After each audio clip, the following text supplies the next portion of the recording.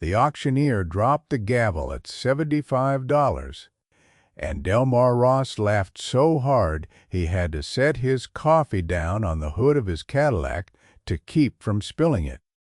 It was the 14th of September, 1986, at the Bexley Farm auction just outside of Millbrook, Ohio, and the object that had drawn that laugh was a dead jukebox. A Wurlitzer, Model 1015, the kind with the bubble tubes running up the sides like glass veins. Only these tubes were dark and one was cracked clean through. The cabinet was scarred where somebody had leaned a ladder against it for a decade. The chrome was pitted. The selector glass was fogged, the color of old butter.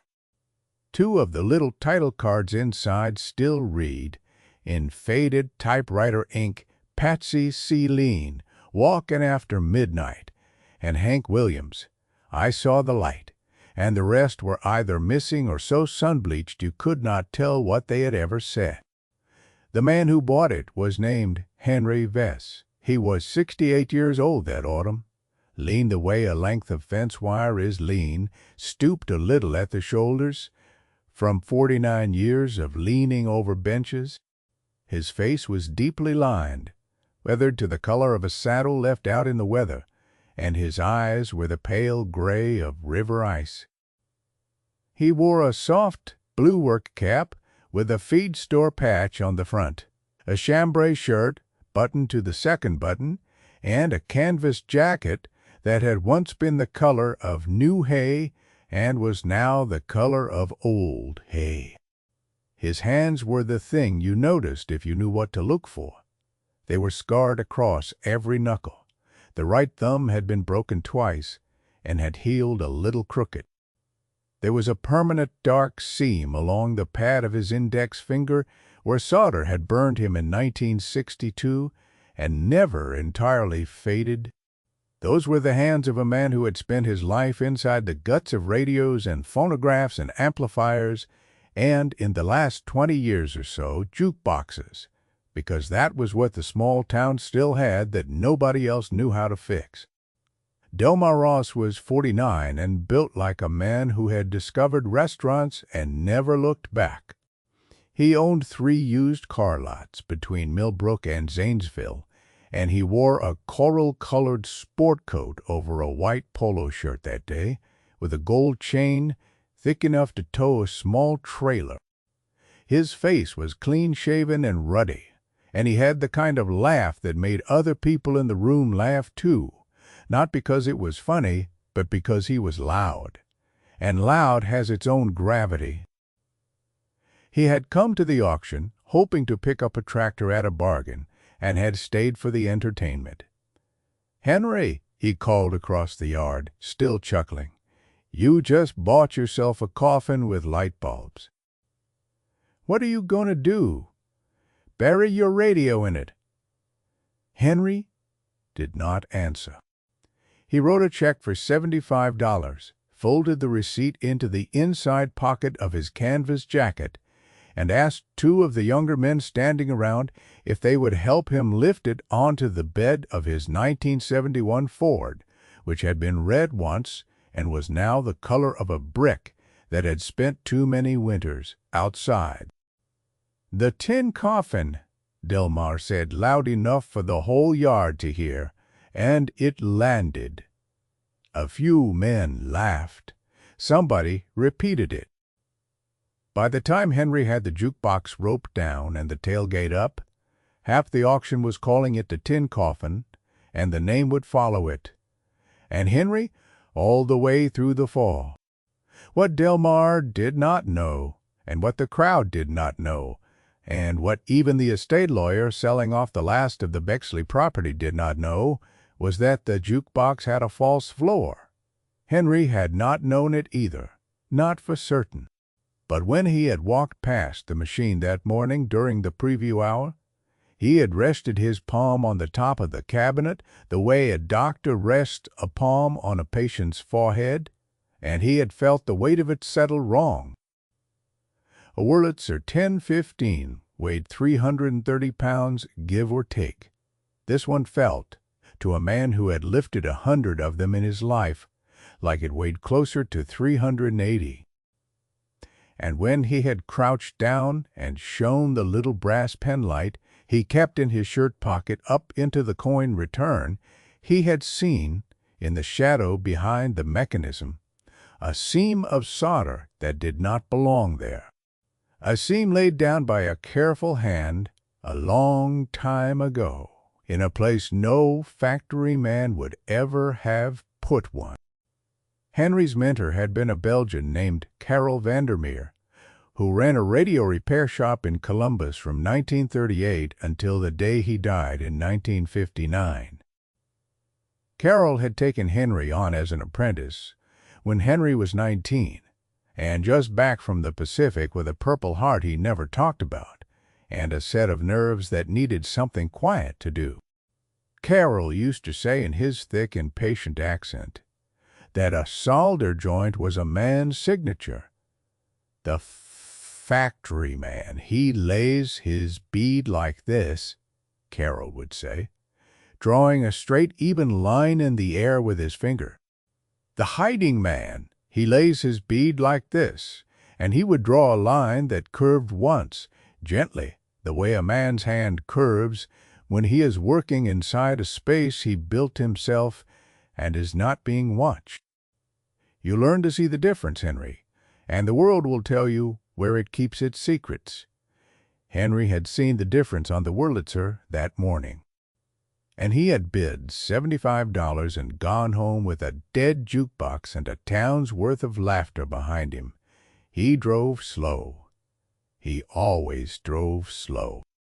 The old Ford suspension complained on the county road, and the jukebox rocked gently in the bed under its tarp, and Henry kept his eyes on the yellow line and thought about nothing in particular, which was his way. The sun was low by the time he pulled into the gravel drive of his place, a small white house with a big gray shop behind it, half a mile off the blacktop on a road that did not go anywhere. His wife had been dead. His son lived in Oregon and called on Sundays. The shop was where Henry lived, really, and the house was where he slept. He backed the Ford up to the shop's big sliding door, and with the help of an engine hoist and of furniture, Dolly and the kind of patience that most men had lost by the age of 30, he walked the Wurlitzer into the middle of the concrete floor. He did not open it. He did not even plug it in. He fixed himself a sandwich, drank a glass of buttermilk, and went to bed at 9. There is a kind of patience that looks like weakness right up until the moment it doesn't. The next morning was a Monday, and by 10 o'clock the story had already reached the Millbrook diner. Delmore had told it twice at his lot before 9, and one of his salesmen had told it at the counter over coffee, and by lunch the tin coffin was on every third tongue in town. Old Roy Kepler, who had gone to grade school with Henry in the winter of 1926 and had been arguing with him gently ever since, drove out to the shop that afternoon to see it for himself. "Henry," Roy said, standing in the shop doorway with his hands in the pockets of his overalls, "you paid $75 for that?" "I did. It don't even light up." "Not yet. Delmore says you got took." Roy walked around the jukebox slowly, the way a man walks around a horse he is thinking about buying. He whistled once at the crack in the bubble tube.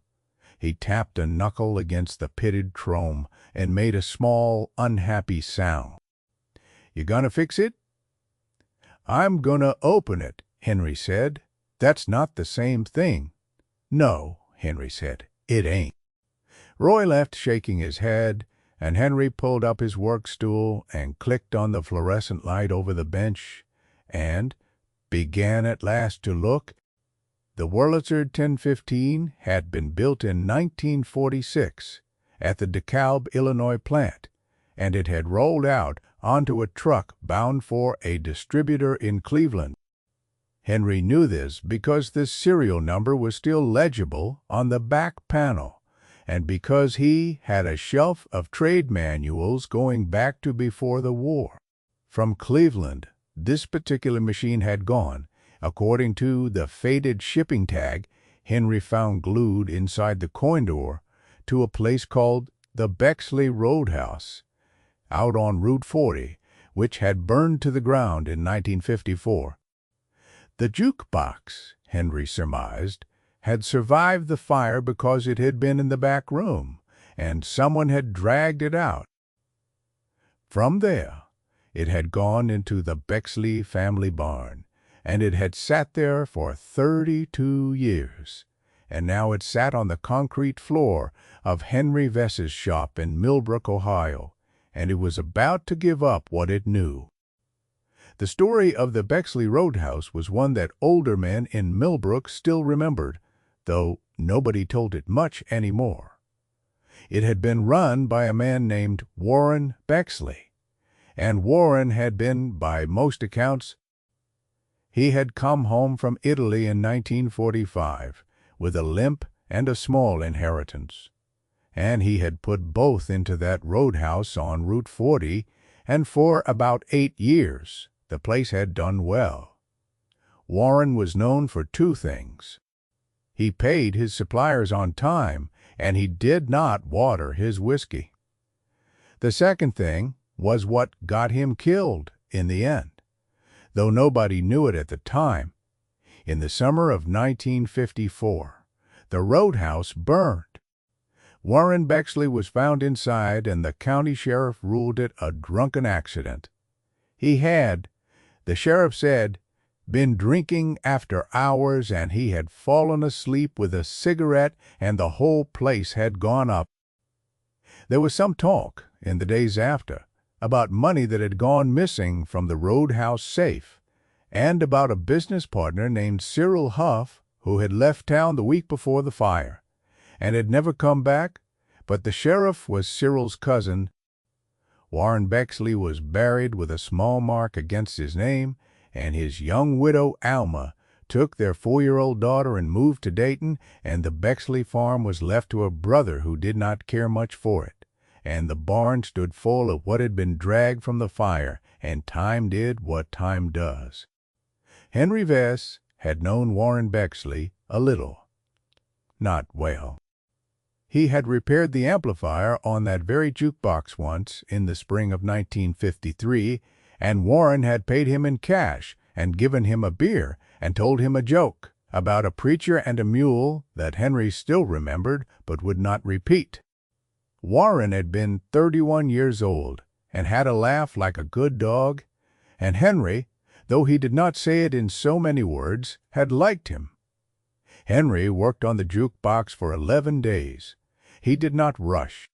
He did not open it from the top or the front, because that would have been the loud way, and Henry did not do things the loud way. He removed the back panel one screw at a time, and each screw he laid out on a strip of masking tape with a number written next to it, so that everything would go back exactly where it had come from. He cleaned the mechanism with a soft brush and a little kerosene.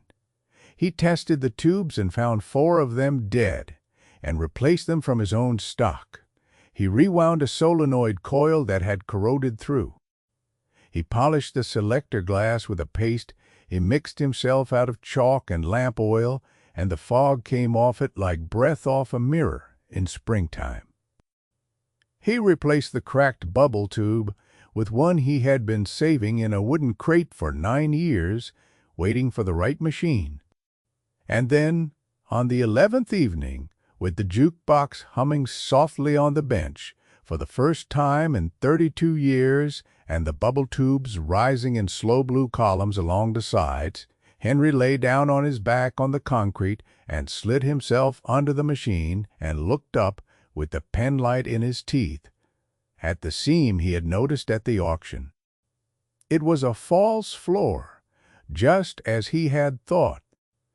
Someone, a long time ago, had cut a rectangle in the base plate of the cabinet and had welded in a shallow steel box behind it and had laid down a bead of solder around the edges to seal it closed. The bead was neat. It was the neat, curved bead of a man working inside a space. He built himself and was not being watched. Warren Bexley had been a competent welder. Henry remembered that too, from the spring of 1953. Henry did not open the box that night. He slid out from under the machine, and he wiped his hands on a rag, and he stood for a long minute looking at the jukebox with the bubbles rising in it, and he clicked off the power and covered it with the sheet and went to bed. He opened it the next night at a little past 10 o'clock, with the shop door closed and the radio off and the fluorescent light humming overhead. He used a small torch and a fine chisel, and he worked the solder loose in the way Carol Vandermeer had taught him, which was the way you work loose anything a careful man has sealed. With respect for the man who sealed it, it took him almost 2 hours. And then the plate came free in his hands with a sound like a held breath, finally letting go, and Henry set it aside on a clean rag. And he did not look inside for a full minute. He sat on his stool with his hands on his knees, and he let the moment be what it was. Then he looked. There were 3 things inside the false floor of the jukebox. There was an envelope, sealed with wax and yellowed with age, with the words, "To whoever opens this," written on the front in a careful hand. There was a small canvas bank bag, tied at the top with hemp cord, heavy in a way that only one thing is ever heavy. And there was a leather folder, tied with a black ribbon, containing what proved to be the deed to the Bexley Roadhouse, a signed and notarized dissolution of partnership between Warren Bexley and Cyril Huff, dated the 3rd of July, 1954, and a life insurance policy in the amount of $10,000, made out to Alma Bexley and her daughter Ruth. Henry opened the envelope last. The letter inside was written on lined paper, in pencil, in the same careful hand as the address on the front, and it read, near as Henry could remember it later, "To whoever opens this. My name is Warren Bexley, and I own the Bexley Roadhouse on Route 40, outside Millbrook, Ohio. If you're reading this, it means I am dead, and it likely means Cyril Huff had a hand in it. Cyril has been stealing from the till for 2 years, and I have finally caught him. And today, the 3rd of July, 1954, he signed papers dissolving our partnership. He was not happy about it. He said things I did not like. I am putting this box inside the Wurlitzer because Cyril is afraid of that machine on account of he cannot figure out how it works, and he will never think to look inside it. The money in the bag is $6,000. Which is what Cyril stole from me, and it belongs to my wife Alma and my daughter Ruth. The insurance policy is theirs also. Please see that they get it. I did not fall asleep with a cigarette. I do not smoke. Tell them I did not smoke. Warren Bexley." Henry read the letter twice. Then he folded it carefully and put it back in its envelope. And he sat on his stool for a long time, with his hands on his knees and his eyes on the concrete floor, and he did not move. He could have kept it. The money in the bag was $6,000 in 1954 currency, which had been sitting untouched for 32 years, and no one alive knew it existed except him. The insurance policy was almost certainly expired, but the deed was a curiosity, and the letter was only a letter. He could have taken the $6,000 and put it in a coffee can in his shop, and he could have burned the letter, and no one would ever have known. Delmar Ross would have kept on laughing about the tin coffin, and the Bexley farm would have sold to a developer, and Warren Bexley would have stayed buried under the small mark against his name, and Alma and Ruth Bexley, wherever they were, would have gone on not knowing. Henry did not consider it for more than about the time it takes a man to draw one breath. He put the letter, the bag, the leather folder, and a written account of where and how he had found them into a manila envelope, and he wrote on the outside in pencil, "For Alma Bexley or her daughter Ruth," and he sealed it and set it on his workbench under a piece of steel to hold it flat, and he went to bed. The next morning he drove into town, and he asked the county clerk, who had known his wife, whether she could help him find an address for a woman named Alma Bexley, or a daughter named Ruth, last known to be in Dayton. Alma had died in 1978. Ruth was 56 years old and lived in Springfield, and she was a nurse, and she had never married. Henry drove to Springfield on a Saturday. He knocked on the door of a small brick house on a quiet street, and when the woman opened it, he took off his cap and he said, "Ma'am, my name is Henry Vess. I knew your father a long time ago. I have something that belongs to you." And he handed her the manila envelope, and he did not come inside, though she asked twice. He said he had a long drive back. He said he was sorry to bring it after so many years. He said her father had been a good man and had not smoked, and he wanted her to know that. And then he got back in his old Ford, and he drove home. And he did not stop, not even for coffee. The letter and the deed and the notarized dissolution went to the county prosecutor in Millbrook within the month. Cyril Huff was, it turned out, still alive, and living in a small town in Kentucky. He was 74. He was arrested in November. He did not go to trial because he confessed within an hour of being brought in, and he died of a stroke in the county jail 3 weeks later before he could be sentenced.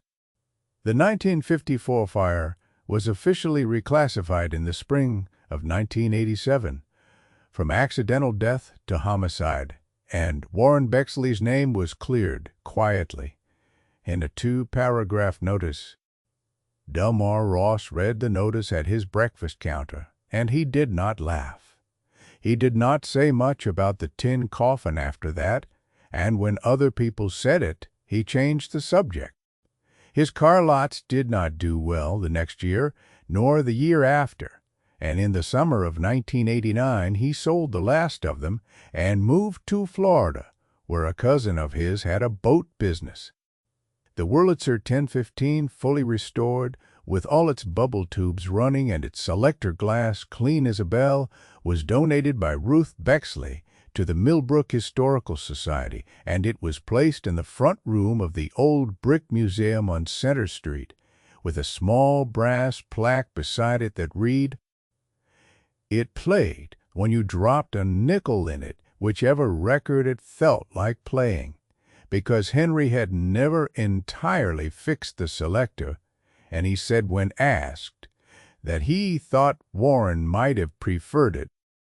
Henry Vess went to the museum once, on a Wednesday evening in the fall of 1987, about a year after the auction.